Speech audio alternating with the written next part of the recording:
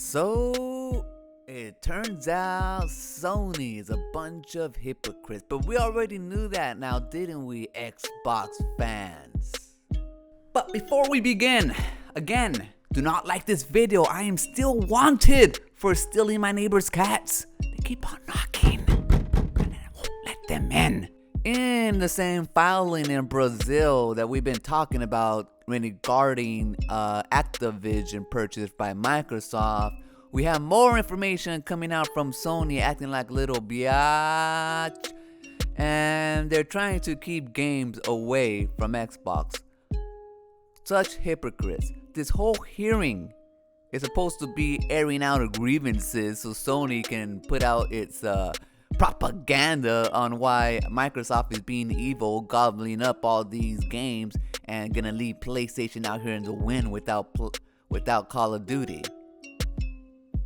And in these filings, it has come to light that Sony has been paying publishers to keep games off of Game Pass.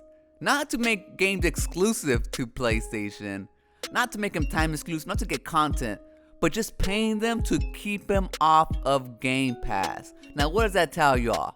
What does that say? It says that Sony knows they need to be afraid of Game Pass, and they are. So much so that they're paying to keep games off of Game Pass. Not Xbox, just Game Pass.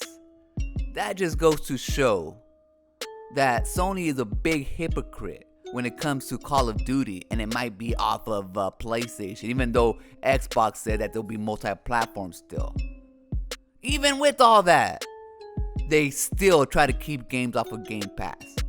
What they should be doing instead is putting games on their service, paying to put their games on their service, putting their first-party titles on their service, trying to handicap Xbox and the service they're trying to provide to their customers. That's a bunch of bullshit. Now, these are their exact words, and I quote. And I'm talking about Microsoft, talking shit to them.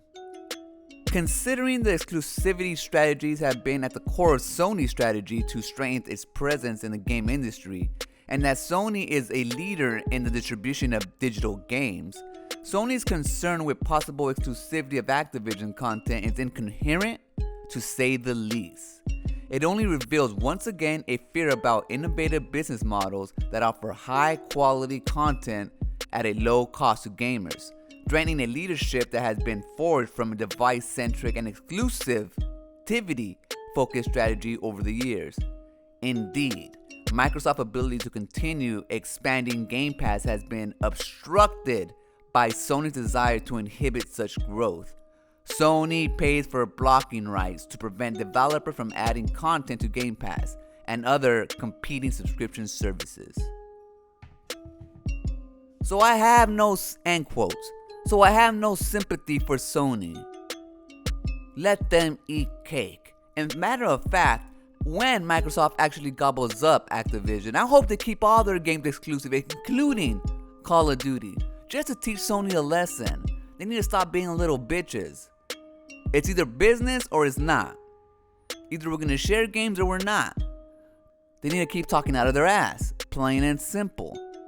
We all know that Game Pass is gonna be the future, especially with all those games coming out soon, with all the studios that Xbox bought. And sure enough, we can always rely on Sony being petty, trying to handicap the competition instead of just making their service great. What a bunch of losers. That's gonna do it for this episode. Remember, when shit's the fan, run.